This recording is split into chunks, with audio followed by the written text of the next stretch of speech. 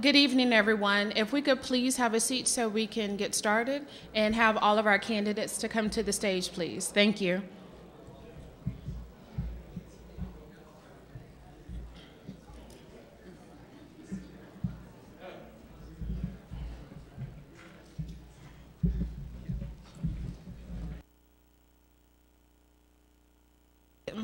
If we could have all of our candidates to come to the stage, please.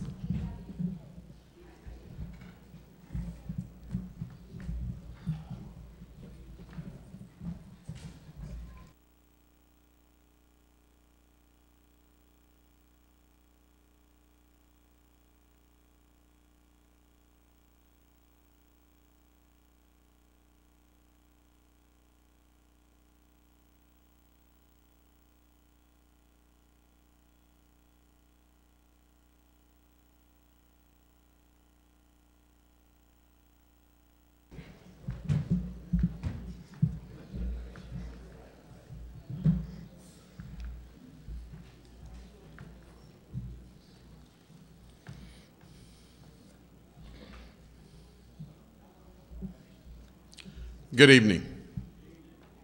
Good evening. That's more like it. I'm Dr. Gary McGuire, and I'm the president of Atlanta Metropolitan State College, and I am delighted to welcome you to this mayoral forum. We are extremely pleased to have you here, each of the candidates, and I want to offer you a personal welcome to Atlanta Metropolitan State College. AMSC is one of the 28 institutions in the university system of Georgia, and we happen to be the impact and the opportunity school in the city of Atlanta because 95% of our students, unlike any other public institution in this city, are Georgia and Atlanta residents, and 75% of that 95% happens to be Atlanta residents. We're also the fastest growing institution in the city of Atlanta, and we're doing some unusual things. We were created as Atlanta Junior College, became Atlanta Metropolitan College in 1988, created in '74, and we became Atlanta Metropolitan State College in 2012, offering the baccalaureate degree. So we're doing some unusual things, and this institution, as I often tell the chancellor and the governor, we are leading the complete College Georgia parade for this state, because at most places when you take away out-of-state and international students, the numbers drop quite a bit. Here they don't, because 95%, as I said, of students here happen to be Georgia residents and Atlanta residents. So we're pleased to have you. It's an unusual institution, and I'm so delighted to have the candidates here because I'm looking forward to forging a relationship with the new mayor of this city. I say that because in the past, the type of relationship that could close the opportunity divide that exists here, which is wider than any other in the nation, can be closed. And we're leading that parade, and this institution is clearly a major bridge in that process. So we're happy to have you. We have high quality, low cost baccalaureate degree programs here. And when I say low cost and high quality, I mean just what I said. We have the second highest graduation rate amongst the state colleges in the university system of Georgia. And when it comes to the graduation rate for African-American males, we lead that parade completely. And we're doing some unusual things in terms of cost, because you could complete a full semester, a full year, 2 semesters, 15 hours, for about $4,008 a year. And when you think about that and what a baccalaureate degree would cost, and you're talking about $16,000. So it's an unusual opportunity to take advantage of educating youngsters who take their skills back home to enhance the city, and this school is certainly leading that. But we believe as well in civic participation and political processes, And we try to teach that also here. There is a requirement at this institution where we strongly encourage and require Georgia residents to be registered voters as their process for graduation. We do that to enhance the participation process because this is a requirement for Georgia government that we call American government here. And it really makes an immense difference. So welcome. I know you're excited about hearing the candidates, and so am I. And we want to thank all of you for coming, and we look forward to a very, very enjoyable evening. Thank you so very much.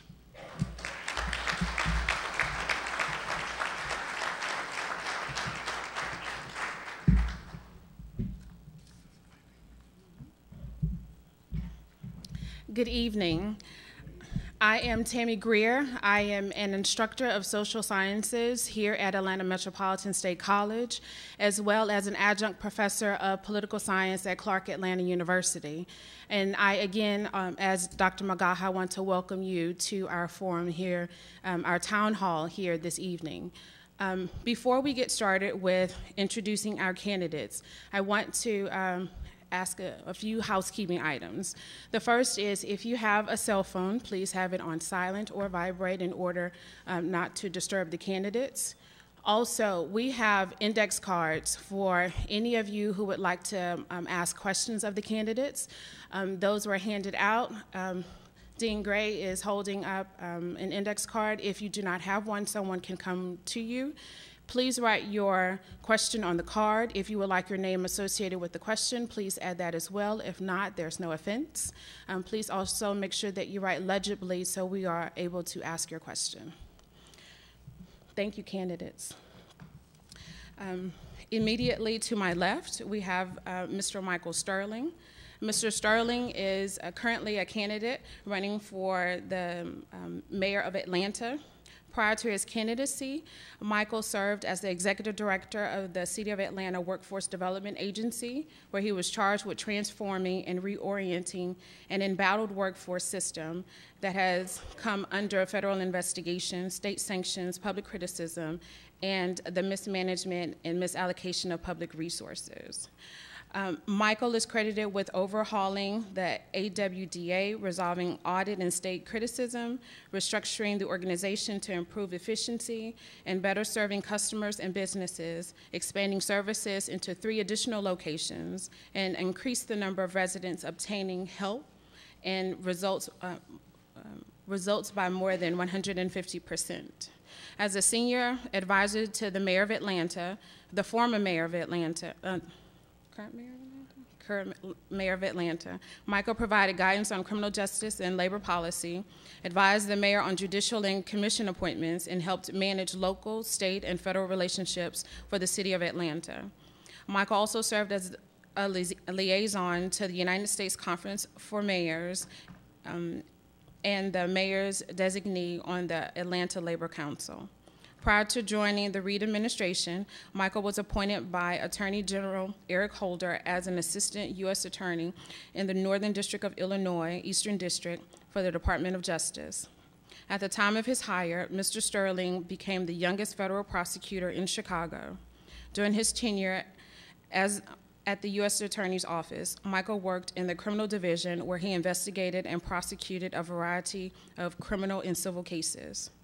Michael graduated Morehouse College with a Bachelor of Arts degree in political science and a graduate of Texas Southern University's Thurgood Marshall School of Law. Michael is a native of Beaumont, Texas, and has made his home in the Summerhill community in Atlanta, Georgia. Next, we have Mrs. Mary Norwood, who has 30-plus years of success in the media business. Atlanta community organization and the local political arena have honed her ability to bring critical thinking and leadership. Mrs. Norwood is determined to change the way the city of Atlanta operates and to significantly improve how responsive and accountable Atlanta government is to business and citizens. For more than 2 decades, Mary Norwood has been involved advocating for important civic issues in the Atlanta region, first as a community advocate, then as an at-large city councilwoman for the city of Atlanta. She served 8 years from 2002 to 2009 and was reelected to city council for the 2014-2018 cycle. Norwood's solution-based approach has impacted numerous issues during her 11-year tenure on city council. She helped to establish initiatives in the Fulton County court system, community restorative boards at Justice Court, Juvenile Court, and Court Watch at Superior Court. She received national media attention with her infill legislation, which received a State of Georgia Planning Award. She worked with the city's housing department to initiate a Home Atlanta program offering down payment assistance and low mortgage interest rates. Mary is married to Dr. W. Felton Norwood, a retired pediatrician, and is the stepmother of Palmer Norwood of Chattanooga and Dr. Dorsey Norwood, a pediatrician in East Point. Mayor Norwood. Next to Mayor Norwood, we have Mr. Peter Amon. For almost 20 years, Peter has worked tirelessly to make Atlanta a stronger, better city for all its residents. Deeply committed to public service, he has depth of experience inside and outside of City Hall and has served as a trusted advisor to 2 mayoral administrations. As COO, Peter oversaw all city operating departments, including the police and fire departments, as well as Hartsfield-Jackson International Airport. He helped build a better trained and larger police department with the latest technology, improved fire response times, guided the city to a financially sound operating position, and focused on improving neighborhoods from parks to recreation centers. Peter's knowledge about the public and private sectors, his commitment to family and community, and his enthusiasm and love for the city of Atlanta make him a person who is dedicated to all of Atlanta residents. Peter's a Presbyterian, and his wife Lisa and children are Jewish. They value service to others, inclusion and diversity at home and in the community. Next, we have City Council President Caesar Mitchell, who has served in the Atlanta community for over 16 years.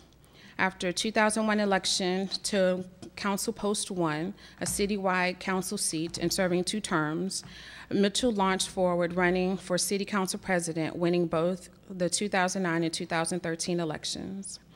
Through the years, Mitchell has been a visionary leader and public servant whose unwavering dedication to creating a better Atlanta is reflected in his commitment to initiatives targeting child safety, community policing, economic development, education, and more.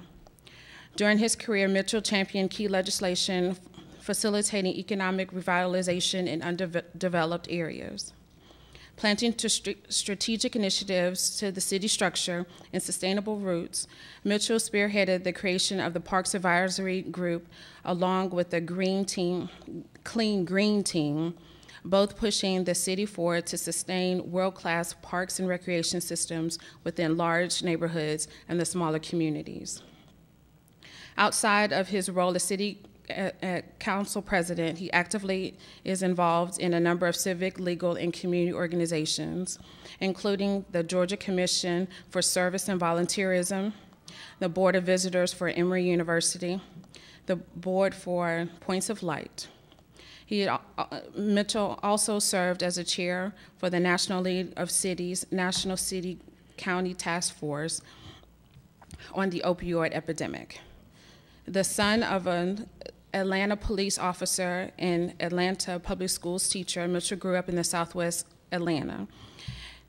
He received a bachelor's degree from Morehouse College and a Juris Doctor from the University of Georgia Law School. Mitchell resides in the historic West End neighborhood with his wife, an Atlanta public school teacher, Dr. Tiffany Mitchell, along with their 2 young daughters and newborn son. John Eves is the chairman of the Fulton County Commission, now serving his 3rd 4-year term in office. leading the most populous and dynamic county in Georgia, with 1.1 million residents in 14 municipalities, including the city of Atlanta. As the county's chairman, he has led Fulton County to pass the region's boldest transportation plan, transform the criminal justice system, improved condition at the Fulton County Jail, which lifted a decade of federal supervision, lowered its business property taxes, as well as piloted initiatives to eliminate HIV/AIDS in Metro Atlanta. He is running for mayor to continue fighting for what's important to you and your families every day. Eves is a 1984 graduate of Morehouse College. He earned a master's degree from Yale University and obtained a doctorate at the University of South Carolina. John taught at Kennesaw State University and an assistant dean at Davidson College in North Carolina. His academic honors include American Marshall Memorial Fellowship and 2 Fulbright scholarships. John resides in Atlanta and is dedicated father to 2 children, Isaac and Kidra. Keisha Lance Bottoms is a passionate leader and committed public servant. During her service on Atlanta City Council, Keisha has sponsored groundbreaking legislation and has addressed the city's $1.5 billion unfunded pension liability and helped grow the city's reserves from $7.4 million to nearly $150 million in just 5 years. Keisha has worked with colleagues to achieve the goal of 2,000 officers within the Atlanta Police Department and successfully balanced the city's budget each year without increasing taxes.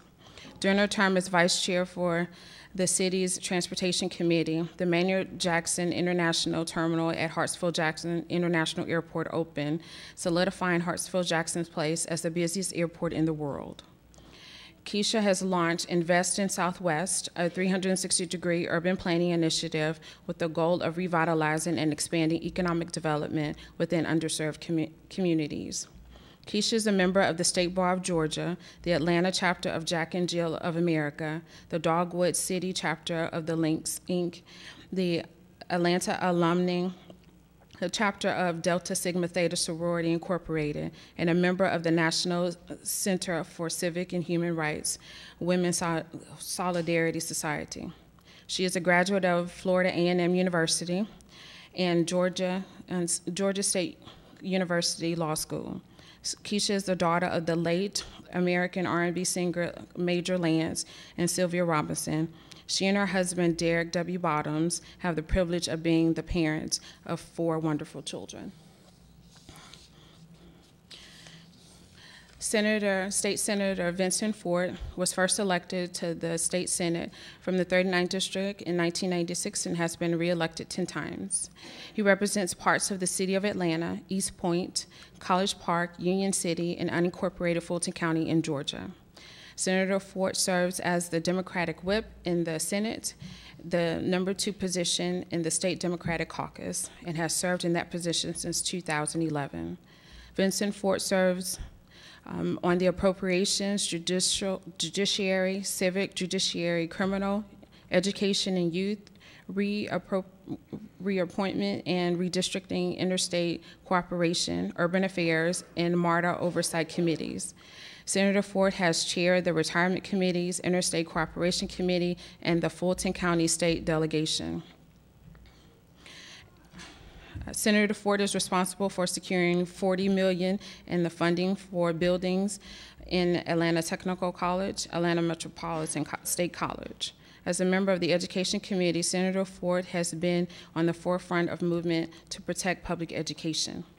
Senator Ford has appeared on or been quoted numerous times in local and national media. He has also been recognized as the Legislator of the Year by the Georgia Association of Educators, Alpha Kappa Alpha Improved Development Protective Orders of Elks, and the National Association of Consumer Advocates.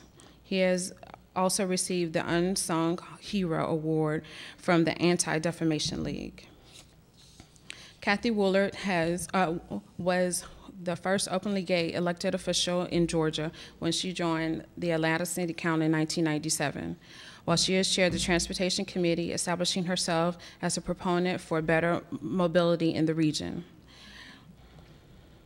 Kathy has also personally led the Atlanta City Council to pass what is still the only comprehensive civil rights bill in the state of Georgia, protecting all Atlanta residents and visitors from discrimination in housing, employment, and public accommodations.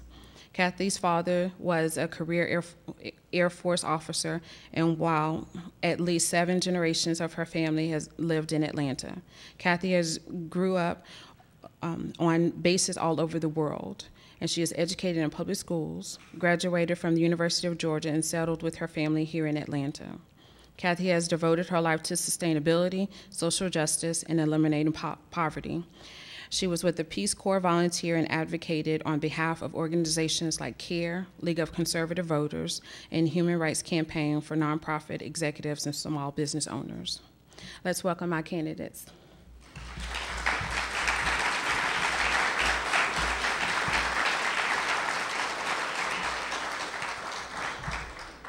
In the interest of time, because the candidates do have another event to go to, we will have the candidates to give a brief opening statement. Mr. Sterling. All right. First of all, I just want to thank Atlanta Metropolitan College, Mr. President. Thank you for having this terrific forum, and I'm very happy to be here with you all tonight. Thank you all for having us. My name is Michael Sterling, and my life started in an orphanage. And I like to start my story by saying that because it reminds me that when I was born, I didn't have a family. And it reminds me that somebody intervened in my life to make a difference. And I think that's what public service is supposed to be about. I think that's what politics is supposed to be about. It's supposed to be about making a difference in people's lives every day. And that's why I decided to run for mayor. As the executive director of the workforce agency, I got to see the stories of men and women in our city who were struggling every day to make ends meet. When they talk about income inequality in our city, I saw the people at the bottom of that income inequality ladder. People who were making less than $16,000 a year, people who were struggling to provide for their families. And I wanted to do something about it. I wanted to make a difference, just as someone did for me 34 years ago, a dedicated social worker who decided that she was going to make a difference in my life. And so I decided that I was going to run for mayor of Atlanta to make a difference in our city. I'm happy to be here tonight, and I look forward to serving as your 60th mayor. Thank you so much.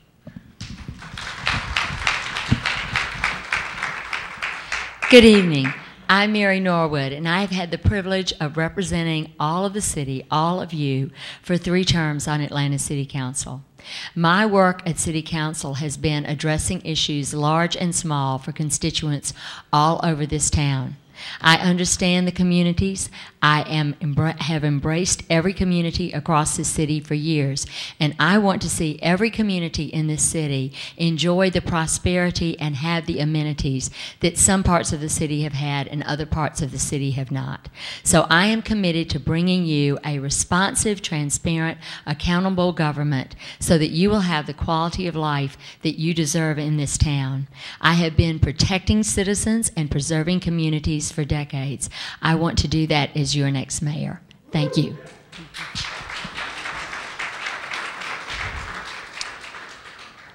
Good evening. My name is Peter Amon. I would like to earn your trust and your support to be the 60th mayor of Atlanta. I was born to 2 parents who believed deeply in civic life and in civic service, and that in such service you could make a difference. My mom was a grade school teacher who went on to be on the local library board and ultimately the local public school board where I went to school. My dad was on the township commission, and really from birth through past when I went to college, I saw them strive to help improve things in our town, and I learned from them the importance of service and what cities and towns could do to improve a community. I went on to Duke University, ultimately got an MBA as well, spent most of my professional career, over 25 years in the private sector in business, helping large companies improve their customer service and operations. My time with the City of Atlanta included many years helping the Franklin administration with free consulting work, and as was mentioned, serving as the Chief Operating Officer, where I was able to serve and run on a day-to-day basis the city operating departments for the administration. I very much look forward to the discussion tonight, and thank you all for being here.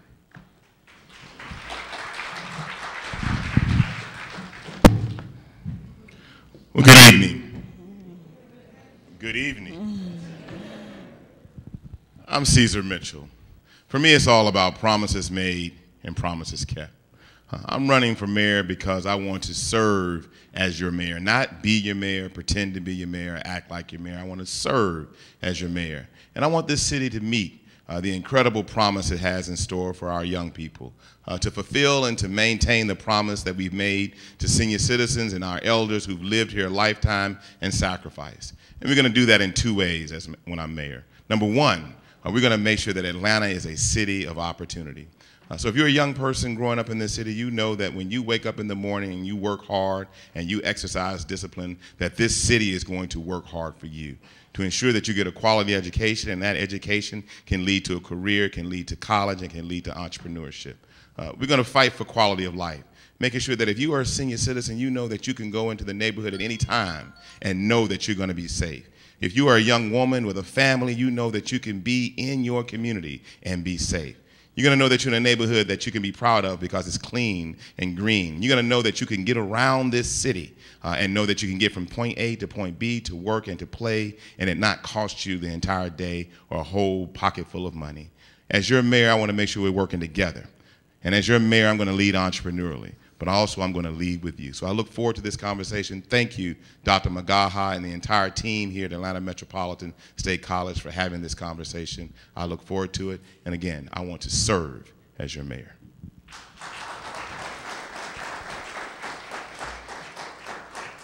Well, good evening, everybody. I'm John Eves, and I want to be your mayor.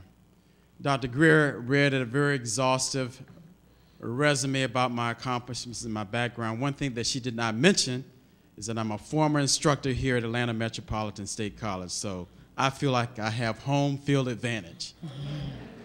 So for the past 10 years, I've served as your chairman of Fulton County government. You've trusted me. I got 63% of the vote. 80,000 people in the city of Atlanta voted for me as chairman in 2014.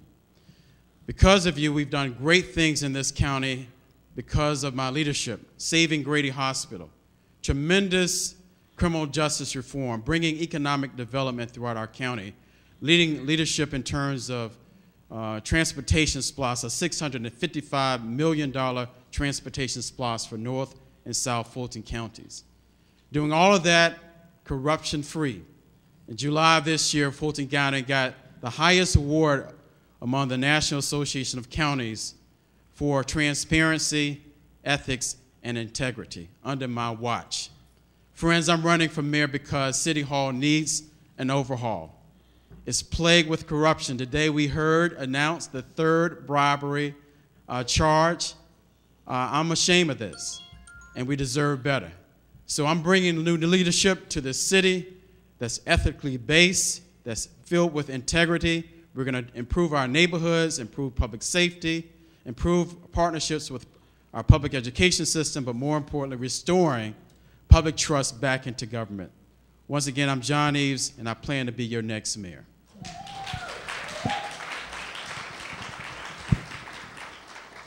Good evening. My name is Keisha Lance Bottoms, and thank you for having me this evening. Atlanta is a tale of two cities, and I am the only candidate who has lived and worked in both those places. My bio mentioned that my father was an entertainer. He was a world-renowned entertainer. Elton John got his start playing behind my father. But when I was 8 years old, my father made some very bad decisions because he didn't have many options. My father went to prison. And after that, I saw the other side of Atlanta.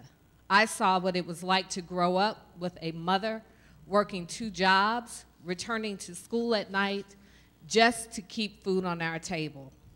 But I also saw the opportunities within this city. And because I was surrounded by a beloved community that showed me something much better than my circumstances, I was able to graduate from Douglas High School, FAMU magna cum laude, Georgia State University College of Law, serve as a judge, city council for 8 years, and executive director of the Recreation Authority. But because I also remembered that beloved community that surrounded me when all else around me was failing, when I sit at the table, I sit with confidence in the same way in the boardroom as I do at the table with a grandmother and bankhead. It's the reason I champion the creation of displacement-free zones to address gentrification. It's the reason I created Invest in Southwest, so the Southwest community would not be left behind with the development throughout this city. There are 4 reasons I am running for mayor. Their names are Lance, Langston, Lennox, and Lincoln. They are my 4 children. I want this city to be a beloved community for them, but it cannot be if it's not for your families and your communities as well. I ask that you join me in keeping Atlanta moving forward and making sure that we leave no one behind. Thank you.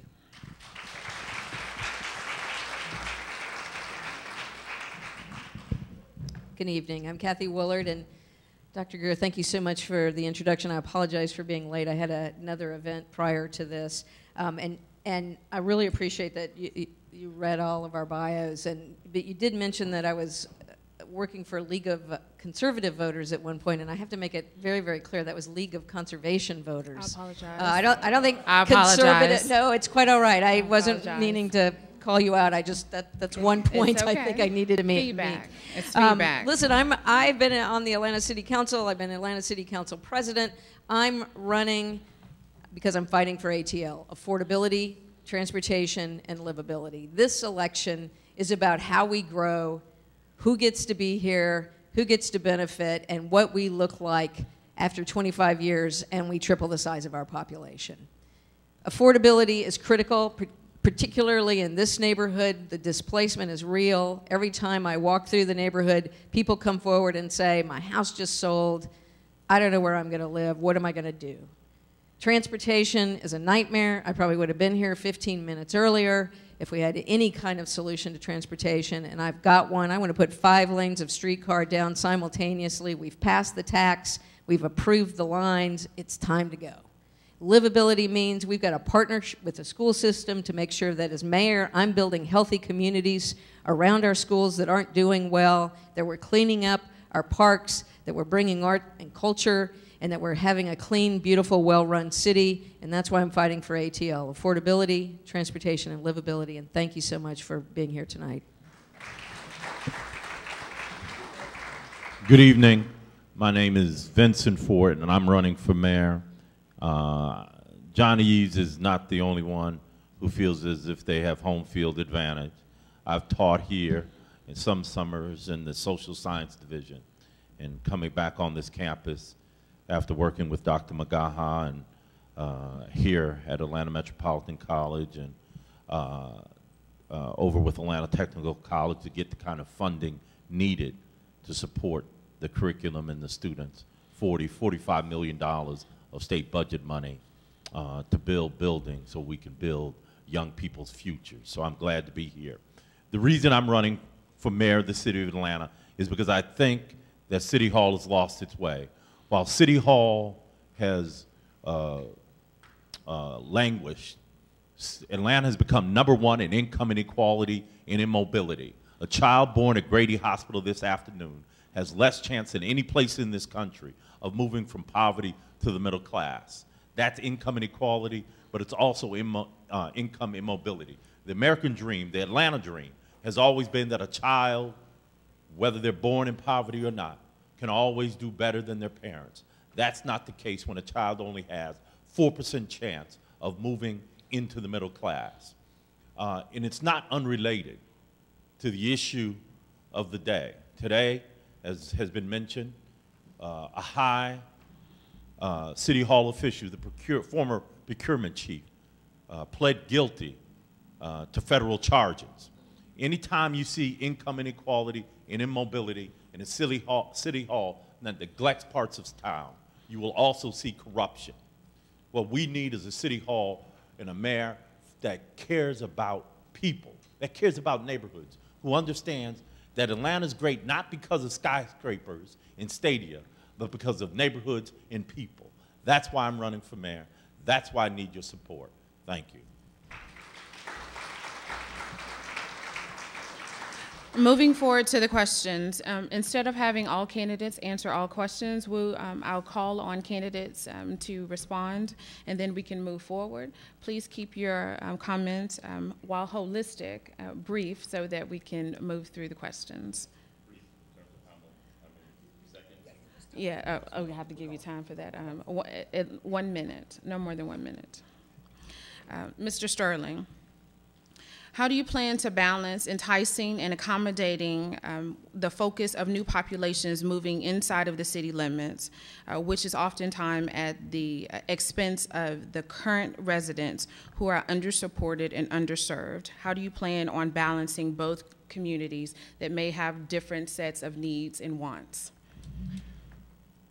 Well, I think first we've got to start with making sure that individuals who have invested in communities, traditionally, particularly underserved communities that now are starting to experience economic renaissance, that those individuals don't get displaced.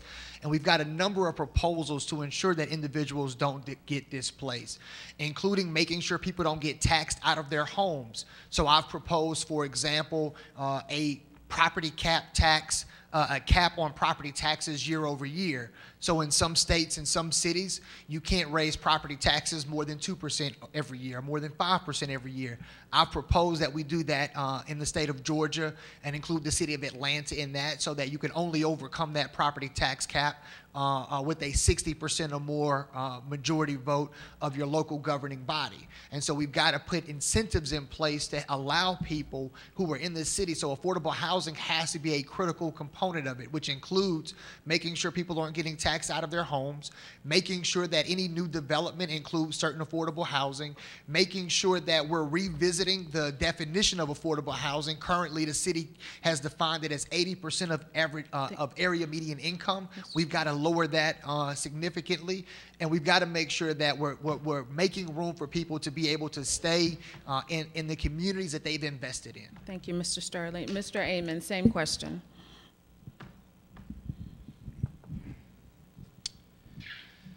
So it's been mentioned a couple times that the city is about to double or triple in population. That's a huge burden on this city. And if we're not careful, over those 25 years, we'll choke on our own growth. So we have to do several things, and there's two once-in-a-generation opportunities in front of us. There are opportunities and there are risks. The first is the rezoning of the city, the changing of the zoning codes which determine what buildings can be built where. The next mayor and city council you elect will determine whether a 6-story building can be built next to your residential single-family home. So, as mayor, I will make sure that we go through a collaborative process that's based on input from the neighborhoods, that is built on the city design process, which has already been started, but ultimately will balance the need to protect green, leafy neighborhoods and also encourage investment in areas of the city like the very heart of downtown, which does not have enough residents, as well as south of downtown, frankly, south of I-20, which has not gotten investment over the past number of years. The second thing that's critical is investment of $14 billion in transportation and infrastructure spending. It's the most amount of money since MARTA was built. Thank you. And we have to do that right, and it has to integrate with the first thing around zoning. Thank you, Mr. Amon. Mr. Eves, the same question. So there are two things that we need to do. Number one, we do need to raise the quality of our neighborhoods. We have 252 neighborhoods in the city of Atlanta, but there is tremendous disparity between some neighborhoods that are doing really, really good and some neighborhoods that are doing really, really bad. I used to be the regional director of Peace Corps, and there are some of our neighborhoods that aren't too far from here that resemble developing countries in terms of the poverty that's present in our neighborhoods. So we need to incentivize development in a very parity, evenness across the city, particularly south of I-20. We need to make sure that our communities, our neighborhoods have investment of basic quality of life, whether it's grocery stores or whether it's restaurants. The city has done a terrible job so far in terms of having even development across the city, particularly south of I-20. So that's the first thing, incentivizing development across the city. But number two, And Michael Sterling kind of hit a little bit of the nail on the head. But as chairman of Fulton County, I froze the property values with my colleagues, 317,000 property owners back in June. We can go a step further in terms of these transforming neighborhoods, these gentrified neighborhoods. We can freeze the property values of those homes so that people cannot be forced out because of taxes. Thank you. And one of the most vulnerable areas, one of the most vulnerable groups is seniors, 14,000 strong, who own homes. We can freeze their property values. So thank you. Thank you, Mr. Eves. Ms. Willard, same question. Thank you. There's a lot of things that we have to do to help the people who live here now, and those are who I'm most concerned about. People who move here of their own volition. They usually come with resources. They can find the places that they need to live as they make that transition into our city. And I think we will be able to build for them in particular. But for the people who live here now, we've got a lot to do. So it's great to freeze the property tax assessments, but in January, when the General Assembly rolls around, the next mayor has to have a legislative package to go to the General Assembly and make those changes. So for example, the average house has a homestead exemption of about $30,000 a year. Honest to goodness, for those of you who are longtime residents like I am, that's been around since the beginning of time. In today's dollar, I don't know what that homestead exemption should be right at this moment, but it's probably something like $100,000 to make that exemption meaningful for the people who live here now. Then we have to pile on top of that, something that deals with exemptions for low-income people and for seniors, and so that the meaningful tax exemptions work for them. We need to raise taxes significantly on institutional investors who have bought up thousands of properties right here in this neighborhood and are sitting in them and bringing neighborhoods down and paying about $25 a parcel per year in property taxes. They're holding the value of other people's houses down, and they're not contributing to the revenue that we need to build this city. I'll go to the General Assembly and ask that after a year or 2 years, that if those houses aren't returned to the rolls, they aren't fixed up, people aren't living in them, then we're not going to finance the investment. Thank you, Ms. We're going to Willard. raise those taxes significantly so that they put those houses back in the market for people. Thank you, Ms. Willard. Thank you. Mrs. Norwood, what plans do you have for continued improvement of community and law enforcement relations, especially in those neighborhoods with the history of being underserved and with an adverse relationship with law enforcement? Well, I think one of the best things that we can do is to have our police officers live in the communities that they're serving. And there's several things that we can do with that. As you have seen in the communities throughout the city, there are abandoned houses, and many of those are mortgage frauded. So there is no ownership there. For the first time ever, there was a law passed at the state legislature, which I was involved with, which will enable us to take those houses, blighted, abandoned houses, and be able to repurpose them.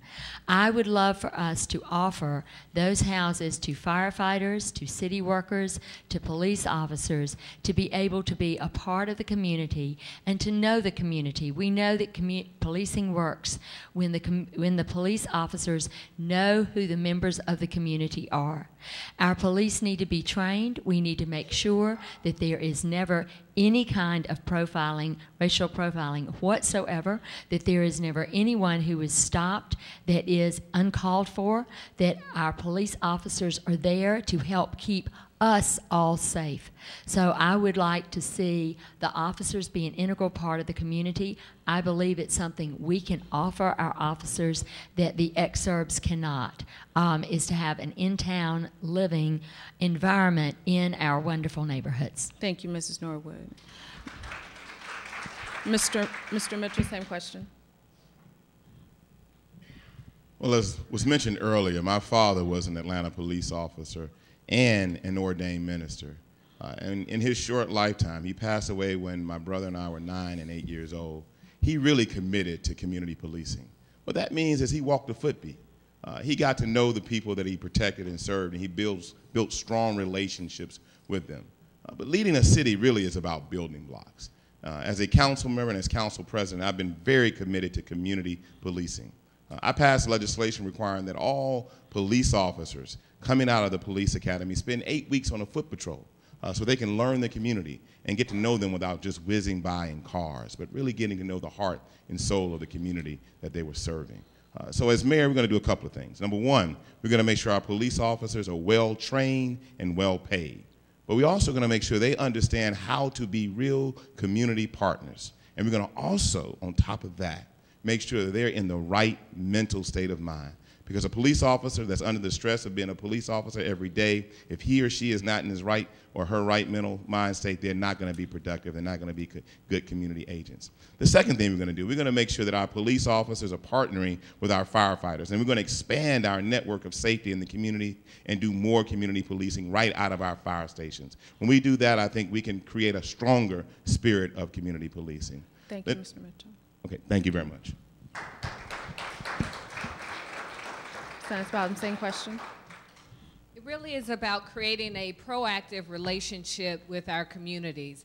I was a magistrate judge for 6.5 years, and what I noticed is that when about 95% of the African American men who came into court needed a public defender, they had not finished 9th grade. That always said to me that that problem with crime began long before the 9th grade. It likely began somewhere around 3rd grade. And when I look at our communities and I look at the layers of our issues, for us to address the policing issues within our communities, we have to peel back the layers. The At Promise Youth Center recently opened in Vine City, English Avenue, and when someone is arrested, when a youth is arrested, they are brought into that center. They are provided diversion services. Their parents come in. They are provided job training. If social services are needed, they are provided that. It is my commitment to open at least 9 other At Promise Youth Centers across this city over the next 8 years. Thank you.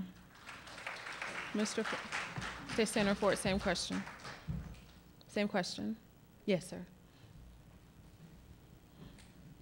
In November of 2006, Catherine Johnston, a 92-year-old mother, was murdered by some Atlanta police officers. That next night, I was out with the community and neighborhood activists because we knew something was wrong. We knew that the story that those policemen were telling about Ms. Johnston selling dope was a lie. And at that very moment, we started organizing as an elected official along with the community to push the city to create a civilian review board. I've been very disappointed in how that civilian review board has been put together. It's doing a little bit better now. It's better funded. But the fact is, unless you have buy-in from the police to a civilian review board so that the civilian review board's review of circumstances are sustained, then the civilian review board is a paper tiger. It is my aim as mayor to make sure that the civilian review board works in a way that the public can have confidence in it. I don't think the public has confidence in the city's civilian review board. Thank you, Mr. Ford. Thank you. Mr. Sterling, communities of color have suffered disproportionately from toxic waste dumping. How do you plan on addressing this issue with public policy, as well as understanding the sensitivity of environmental justice in these underserved neighborhoods? Well, I think one of the things that we can do immediately is to have our Public Works Department ensure we can have an engineering study done immediately to find out where those targeted areas are that have been disproportionately dumped on, and we can begin immediately to have our Public Works Department begin to clean up those environmental waste areas. And we can make sure that when we are outletting city services, that we're doing it equitably, that we're doing it that we're doing it in a way that benefits everyone in the city, and that we're ensuring that there isn't a part of our city that is becoming a toxic waste dump. And we've seen parts parts of our city that if we drive to right now that aren't far from here that have been left behind. And we've got to do a better job of utilizing the city services and the city resources we have to make sure we're not leaving communities behind. Communities aren't being dumped on. They aren't becoming toxic wastelands. And it's a matter of priorities and intentions. It's a matter of making sure you've got the person in office who is not going to allow a community to be left behind and to be dumped on. And I intend to make sure I am that person when I am mayor of Atlanta. Thank you, Mr. Sterling. Mr. Amon, same question. Actionable outrage. We need a certain amount of actionable outrage about issues like this. And this isn't, make no mistake, this is not the only issue that this applies to. Actionable outrage is appropriate when we think about everything from inequity to the resources which are not going to the homeless, which should be. But this one in particular, where we're changing for the worse the lives of people that need our help the most, is absolutely unacceptable. So it starts with outrage. And as mayor, I'm going to be outraged when these things happen, when there is dumping in certain neighborhoods. And we're going to bring enforcement. We have portable cameras we can put up to catch people who are dumping repeatedly at the same sites. We can increase patrols. We can use the Public Works Department to track and map these. We have 10,000 cameras in the city right now, along with license plate readers that we have dedicated to public safety. Well, we should be using those to enforce environmental justice. We should be tracking people who dump throughout the city, and we can make a difference if we just apply the will and the tools that we have. Thank you, Mr. Amon. Mr. Eves, same question. So friends, leadership counts. As chairman of Fulton County, we as a board, we observe hot spots around the county where there was illegal dumping, a lot of tires, areas where there was high emissions and had impacts in terms of respiratory issues for people.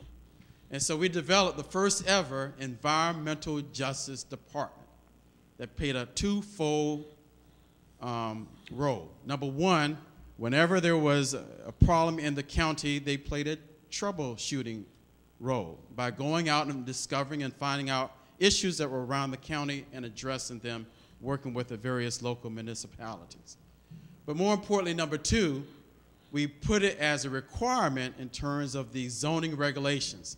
If a developer wanted to go to an area that was highly congested, or whether it was going to be an adverse impact on the environment of the people, we would say yes or no in terms of the development being able to locate in that area.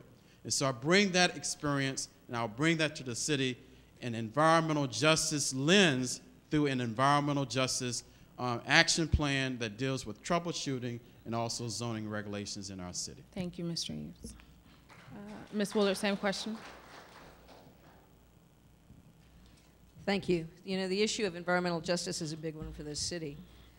There's a lot we need to do because we have to pay attention to air quality. You know, we have one of the highest rates of childhood asthma because we have coal-burning energy plants here in Georgia, and Georgia Power has refused to shut those down. And so when the bad air blows in here, it really hurts kids and seniors who have breathing problems. So we need to go to work on that, but we also need to provide people ways to get out of their car so that we can start cleaning up our air. We've got to clean up our water. You know, lots and lots of our homes have lead pipes leading into the house. We haven't even started looking at that because the liability issue for that is huge. But if you're drinking water through a lead pipe, or your kids are drinking water through a lead pipe, you know, it's going to cause severe brain damage and other kinds of things to those children. So we have to start thinking about our water and what gets loosed. You know, people drop pharmaceuticals in the water, flush it down the toilet, do other things. So we can't get that out. You know, you drink that. So we've got to start educating people about how to treat our water systems and how we clean that up so that people aren't dumping in our water. I talk to kids all the time along the campaign trail and they ask questions. Almost every single child that has ever asked a question of me in a forum or at a private, you know, house party, ask about why the city of Atlanta is so dirty. Why is there so much trash? Why is there so much litter? And we've got to start working with the school system, you know, to educate kids about don't be in a litter bug and help them take that home. And help improve recycling in our neighborhoods. There's a lot of work to do. Thank you. One Mr. last thing. In the Atlanta Beltline, which I had a role in making happen, was named the world's best environmental reclamation project by an international board several years ago. And I'm really proud of that, and we'll keep working on that. Thank you, Ms. Willard. Thank you. As the next mayor of Atlanta, while the city does not have a direct relationship or influence on Atlanta Public Schools, there still is a working relationship with the superintendent and the Atlanta Public School Board.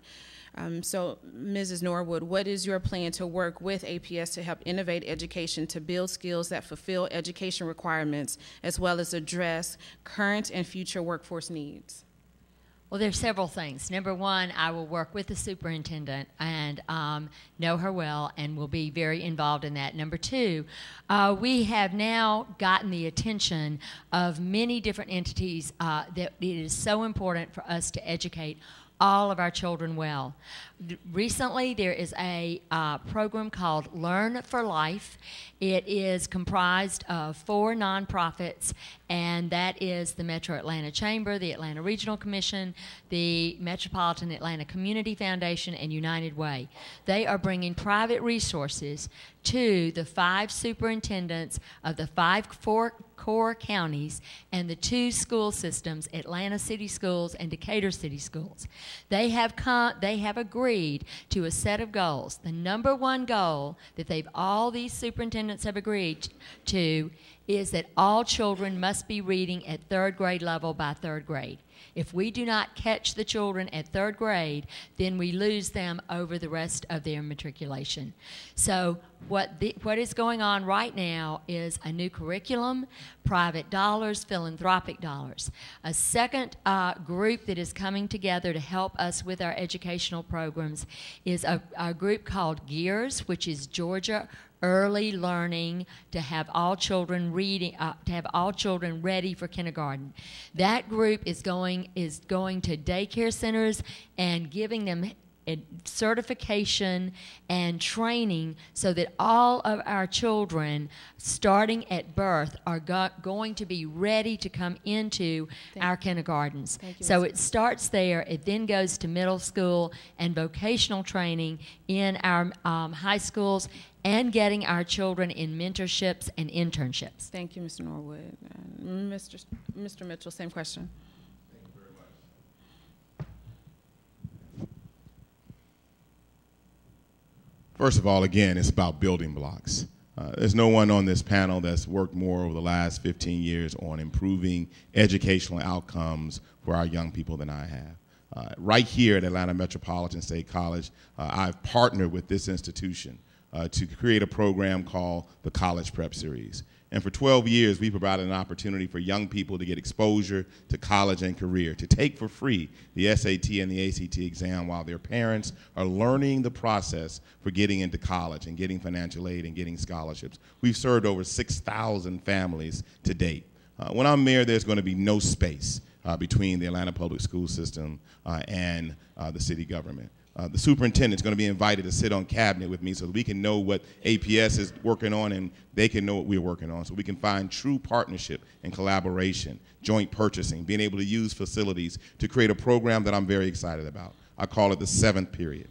And it's a program that will be essentially after-school programs on steroids. So a young person who goes to school 6 periods will be able to go to a recreation center or a community center for the 7th period and learn how to connect what they've learned in school to a real applicable career, whether it's coding, whether it's immersion in a foreign language, whether it's financial literacy, to learn how to be an entrepreneur. When I'm mayor, I'm going to continue to build on the building blocks that I've placed to ensure that we have a strong, productive relationship with APS, and we're going to do it every day in every way. Thank you very much. Mr. Mitchell. Thank you.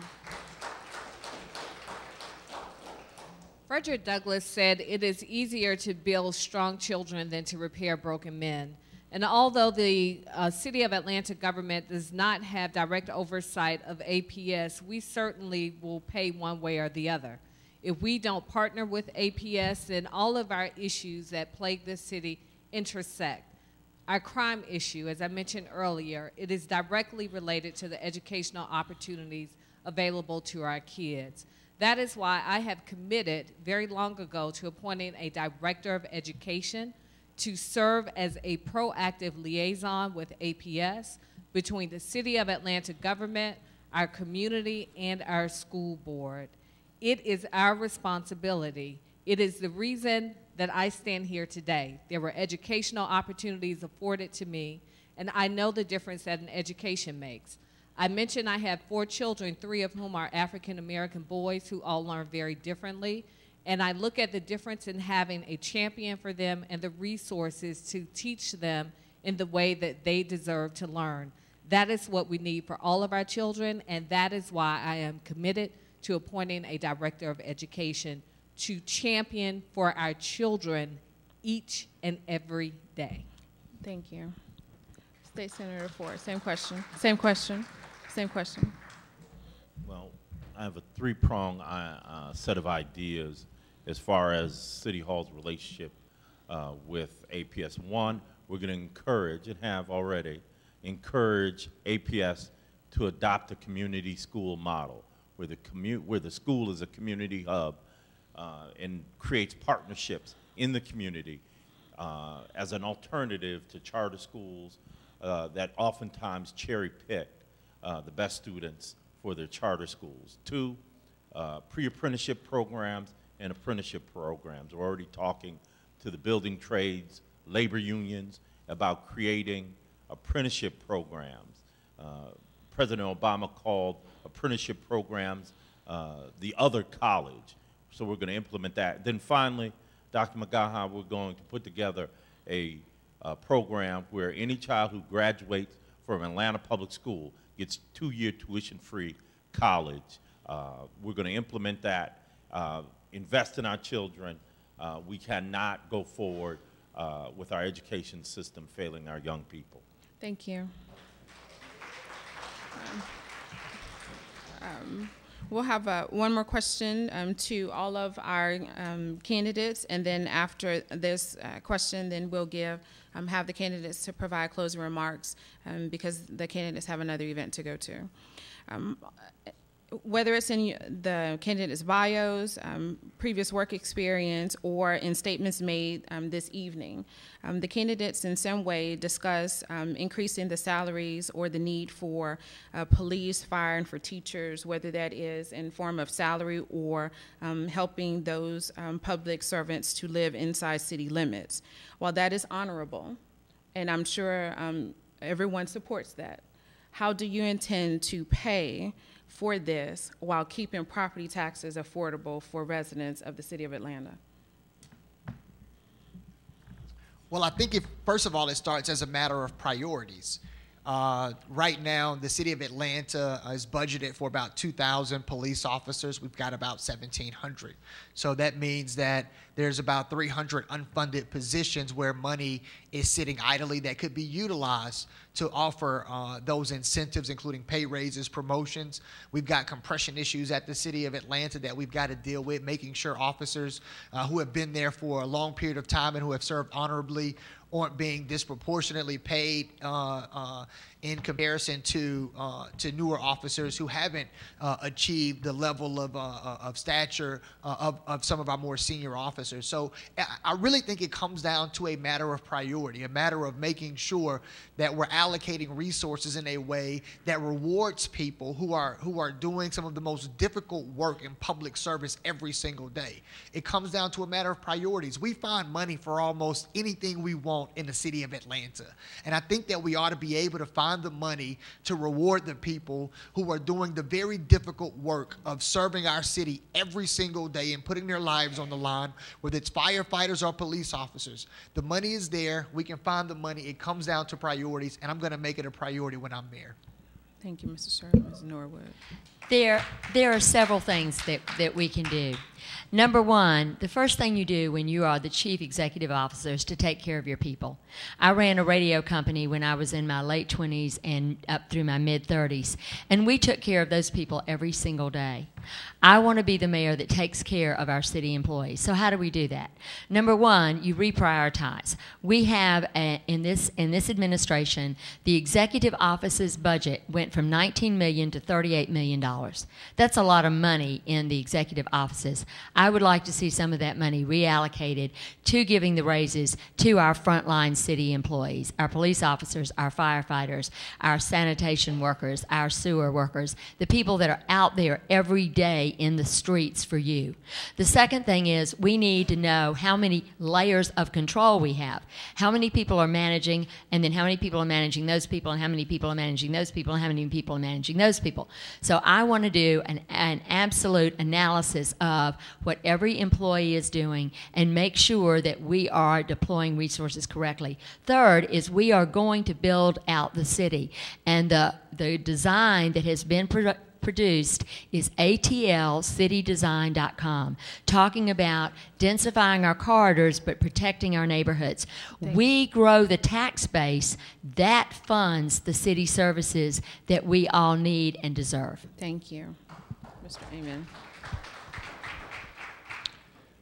To keep the city affordable, to manage the increase in property taxes, we have to focus on both revenue and expenses. On the revenue side, we have a disadvantage as a city.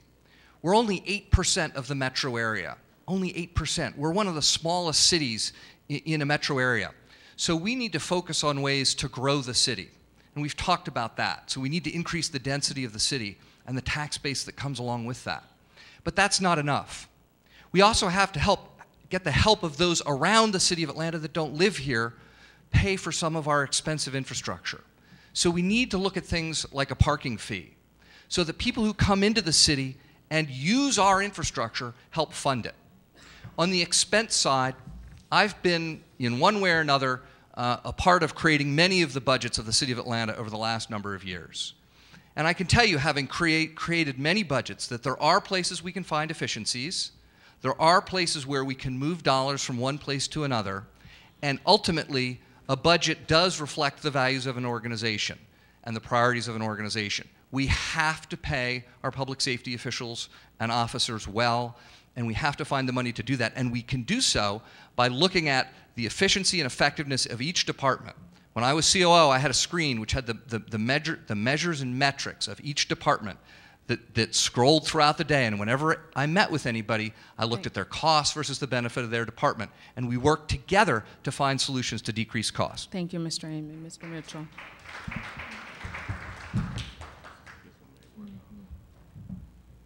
Again, building blocks. It's about building on experience and building on a track record. When my father was in the Atlanta Police Department, he founded an organization called the Afro-American Patrolmen's League. And that organization was very much focused on bringing equality and equity to the police department, but also to all city employees. They focused on compensation. They focused on fair pay. They focused on fair wages. They focused on promotions when they were deserved. When I'm mayor, I'm going to make pay of our employees a priority. I'm going to make it something that we get done.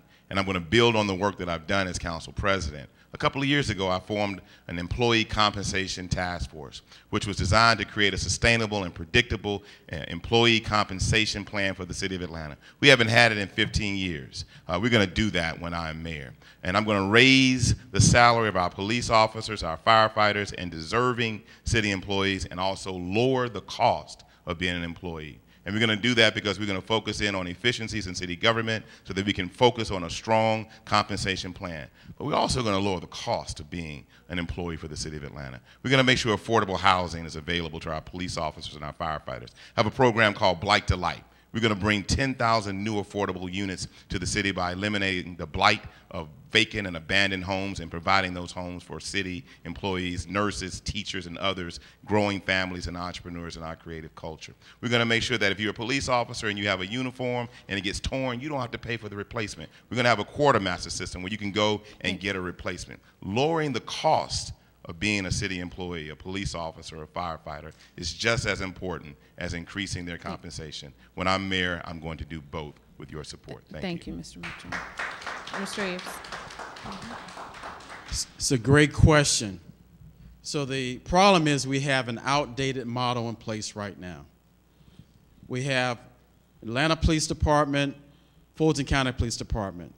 You have a municipal court, you have a traffic court, you have a state court, you have a magistrate court, you have a probate court, you have a superior court, you have an Atlanta Detention Center, you have a Fulton County Jail. You add all of those budgets up, it is $500 million a year.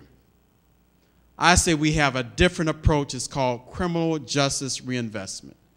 Consolidate the court system and make it a unified court system, Atlanta Fulton County court system. You get rid of the Atlanta Detention Center, which costs $35 million a year, just have one jail in the city, and then you reallocate those savings into development programs, whether it's after-school programs or whether it's workforce development programs, or you can also provide increased pay to law enforcement. That is the model we need to go with. It is inefficient. It's a broken model. We need to have a consolidated model right now that saves you tax dollars and ensures greater impact. Thank you, Mr. Eves. Ms. Lance-Bottoms. Pay is an extremely important part of the equation, but it is just a part of the equation. When you compare public schools and private schools, you will often see that private school teachers are paid less. It is about being respected in the workplace and having other options.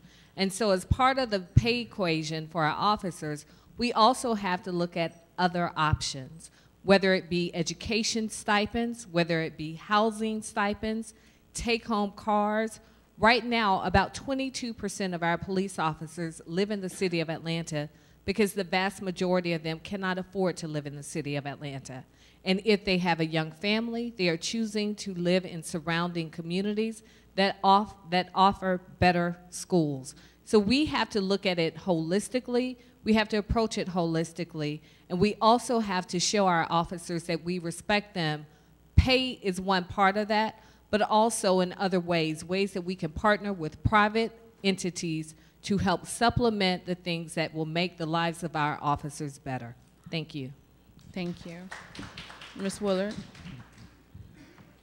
You know, turnover is very, very expensive. Anybody that's managed a business knows when a position goes unfilled, you might have some savings, but work doesn't get done. And one of the things that happens in our public safety departments is we have more turnover, and now we're having more turnover than we are having even filling those positions. And the reason for that is because our pay is not competitive. If you can find a better deal somewhere else and you can get yourself there, you're probably going to go take it, especially if you're a lower wage employee because you're trying your best to work your way up. Now, part of the good news is that the Atlanta City Council has approved increases over the next couple years to make sure that our lowest paid workers are making a living wage up to $15 an hour for starters, and I think that's an important step forward.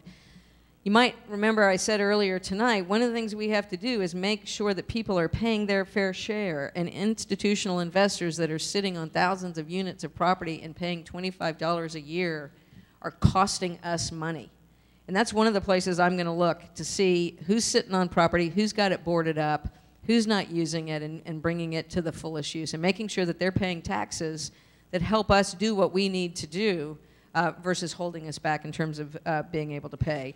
And then also density makes us more efficient. The more residents we have here, the more tax revenue we get, the better our budget is, and we don't really increase the footprint of our city while we're doing it. So I think that's another way that we'll generate more revenue without increasing taxes. Thank you. Thank you. Thank you very much. Okay.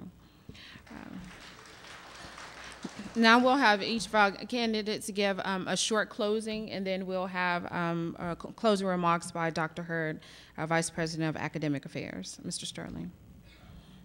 First of all, I just want to thank Mr. President. Thank you again for having us. Thank you, Atlanta Metropolitan College.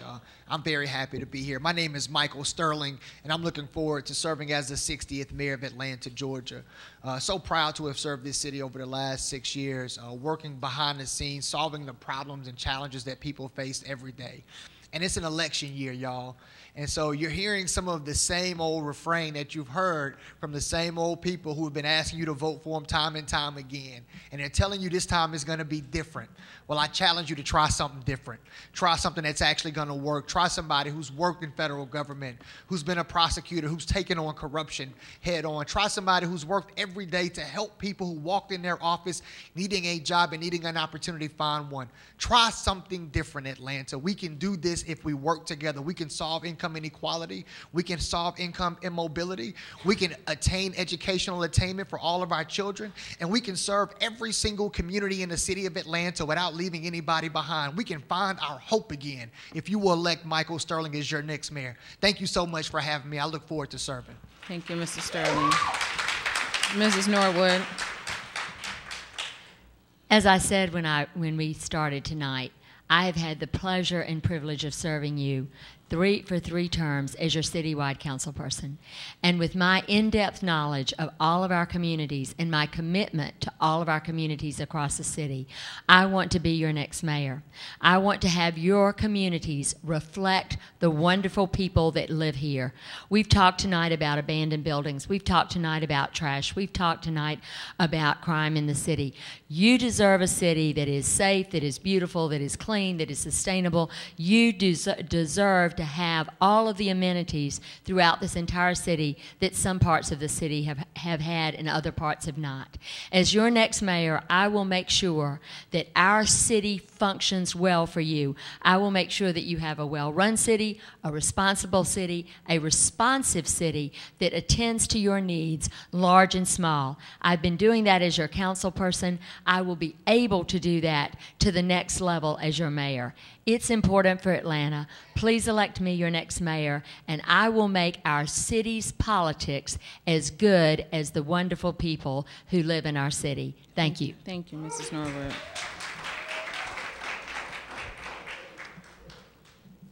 My name is Peter Amon.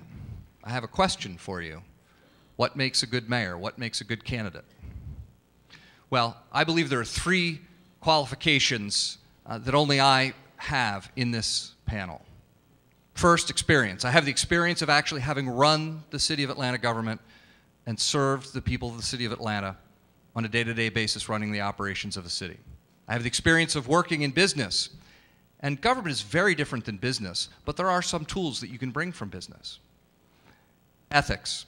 I have a long track record of working on ethics both in the private sector and in the public sector, and we need ethics in government.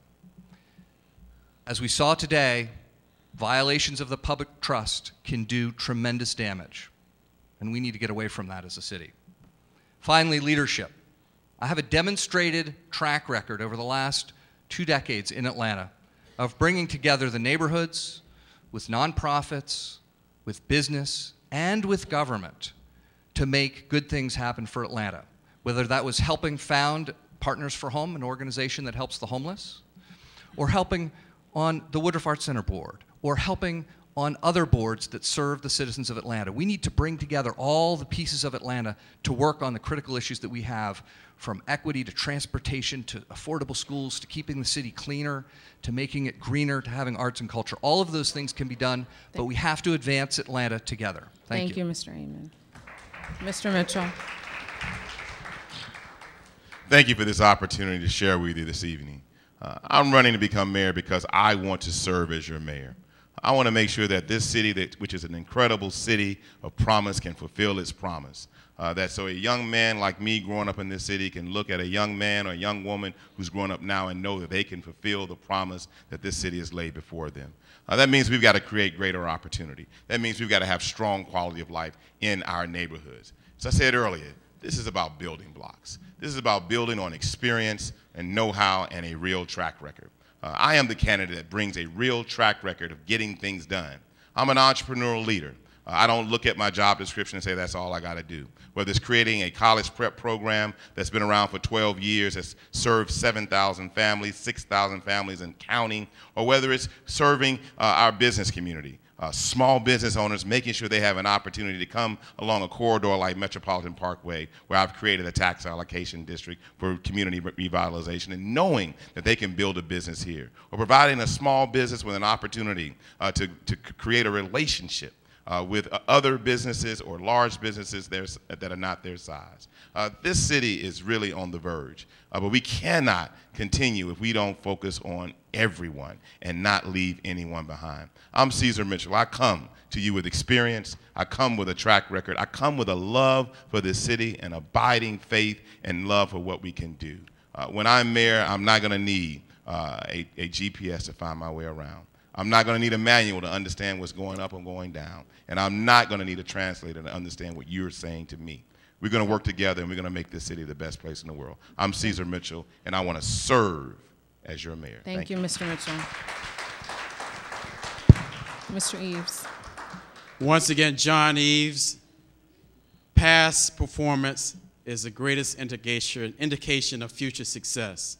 I've had the honor of serving as the chairman of the largest local government in the state of Georgia, representing 1 million people, working with 15 different cities and overseeing a $1 billion budget. We did great things. Grady Hospital saved that, criminal justice reform, economic development, and also a transportation SPLOST and a regional transit plan. All of that, friends, corruption-free.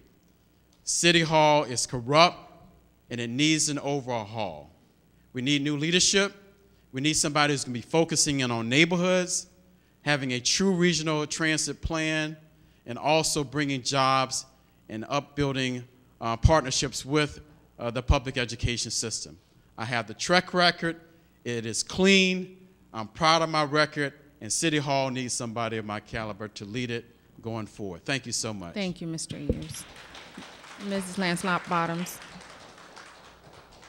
My grandmother used to always tell me that all things work for the good of those who love the Lord. And when I was 8 years old, and when I went from going to ballet classes to visiting my father in prison, I couldn't understand it then, and I didn't see it then. But as I stand here today, I am the embodiment of all that is possible in this city. I started by saying that Atlanta is a tale of two cities, and I know what it means to have someone sitting at the table, building a bridge to that other place. I've gotten to that other place, and I take my responsibility very seriously to make sure that children, 8-year-old girls and boys in this city, have someone at the table building a bridge for them today. When I was on the Atlanta City Council and I saw the need and heard the concerns about affordable housing, I asked the city to create displacement-free zones, so there's now money available to help people stay in their houses. When I heard of a little boy who was killed on his way to school, attacked by vicious dogs, I immediately looked at our legislation and strengthened our code as it relates to vicious dogs in our community. When the streetcar was being expanded into Buckhead, I fought for Southwest Atlanta, so the streetcar will eventually go down Campbellton Road, past Greenbrier to Barge Road. I take everything I do for my community very seriously because it is my community, this is my city, and as mayor, I will hear your concerns and I will continue to work each and every day to address them. Thank you, Thank Mrs. you. Glassbottom. Thank you. Ms. Woolard. Thank Ms. you. Woolard. I'm Kathy Woolard. I'm running to be mayor, and I'm fighting for ATL, affordability, transportation, and livability. If you go to my website, kathyforatlanta.com, you can see very, very specific proposals about what I'm going to do about those areas, because I'm not somebody who comes in and just says I'm going to generally do something like that. I have very, very specific plans for how I'm going to get that done, and I encourage you to read those and ask me questions. But let me tell you a little bit about who I am. I was just over off of Malin the other day, well, about a month ago, going door to door, and I met a lady at the door, and in the course of the conversation, she told me that for the last 2 years, she's had a roof leak. I went in her house, and her ceiling was bulbed out, both bedrooms, because water had been steadily leaking and kind of weakening the roof. So I told her I'd help her find somebody to replace her roof. Came back a couple weeks later, because I finally found somebody, and it was after the storms, and her ceiling had dropped. Probably while she was in bed. She said it dropped on her bed. But I'm not the kind of person that can come to the door and see a problem and just walk away from it.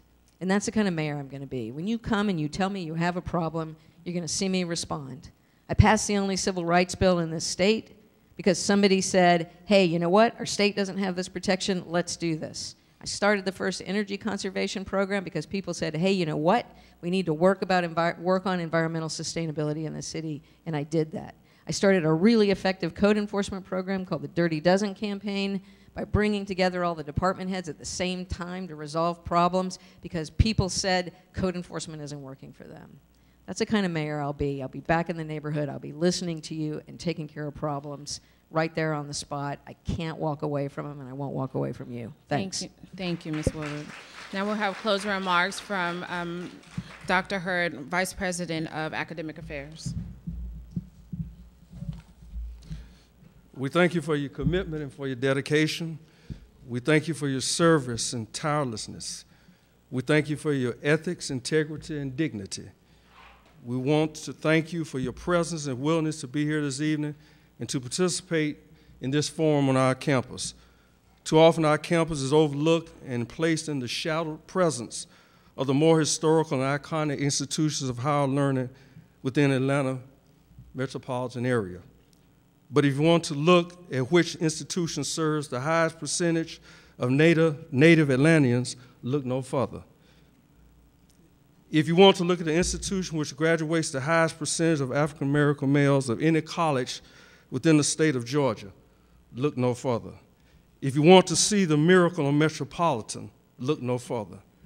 As part of Atlanta's long tradition of educational legacy, we consider ourselves the impact and opportunity school where we believe, began, and become.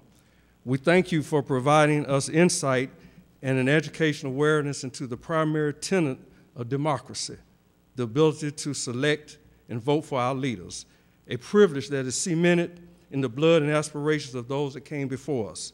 It is our hope that this visit to our campus will not be seen as a pit stop, layover, overnight stay, drive-by, or the benefactors of pimpalicious persuasion or side piece positioning, but rather as an investment in the commitment to the future of Atlanta, our students, and global citizenship. We celebrate the right to exercise an invaluable privilege in America, the right to gather and the right to vote. It is our fondest hope that whoever is selected to sit at the head table of government, they will administer with compassion, dignity, objectiveness, honesty, moral character, a mindset for collaboration and custodianship, hope for the future, and fairness. Again, thank you for speaking directly to your constituents. And I will close on an old Tennessee colloquial. I'm from Tennessee. Y'all come back now. You hear? Thank you.